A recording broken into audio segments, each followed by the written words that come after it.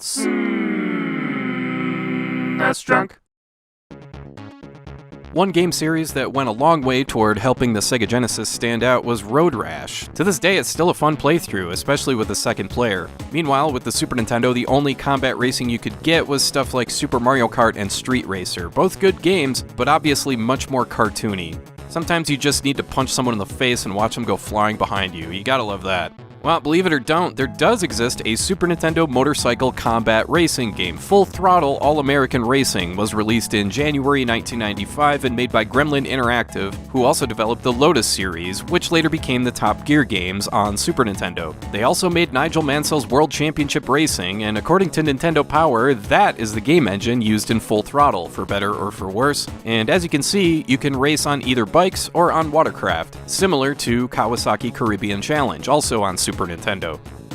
Full Throttle is a game that could have been good, but it just doesn't quite get there. There's plenty of strengths here. The sprites look nice, the track flows nicely, there's an upgrade system so you can buy new bikes, watercraft, parts, nitros, all the usual racing game stuff. And there's a few game modes here. The default is one big campaign where you flip back and forth between bikes and watercraft, but you can also race just one or the other, including against a second player, and there is a password system here to save your progress. Plus, check out the rivals you get to race against. Here we got Crush, who looks suspiciously like Scott Thompson from Kids in the Hall. We got Grogan, like Steve Grogan?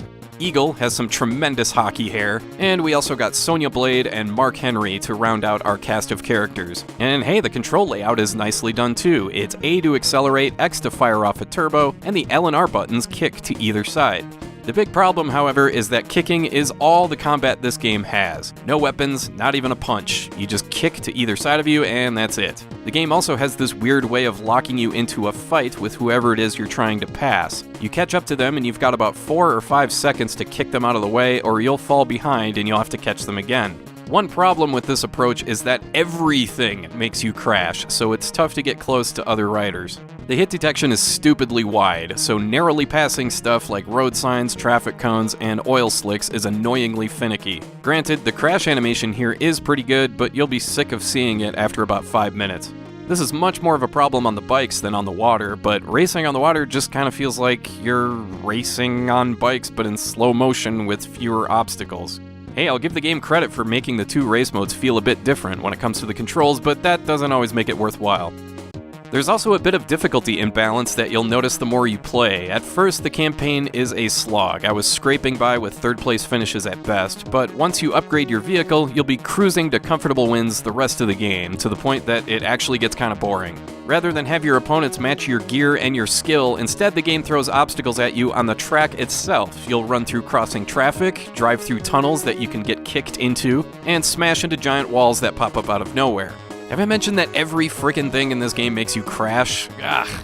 Plus, the presentation here just screams cheap. This is the title screen. It looks like an NES game. But hey, they tried to make up for it by cramming as many American flags into everything as they could. There's also only 3 songs in the entire game. There's the main menu, the results screen, and for every single race, it's the same song. Adding to the cheapness is that there's no sound effects with the music. You can only hear one or the other. You pick from the main menu. So it's either the same song 3 dozen times, or it's this.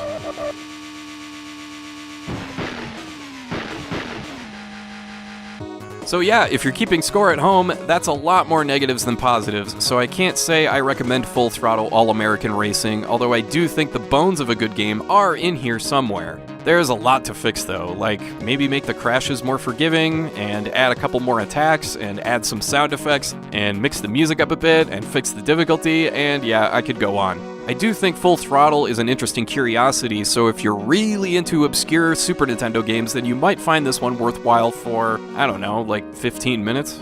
Otherwise, this game is ROM hacking fodder, where all we can do is wait for someone bored enough to potentially fix these problems with a patch, but until then, you're gonna want to stick to Road Rash on Sega Genesis.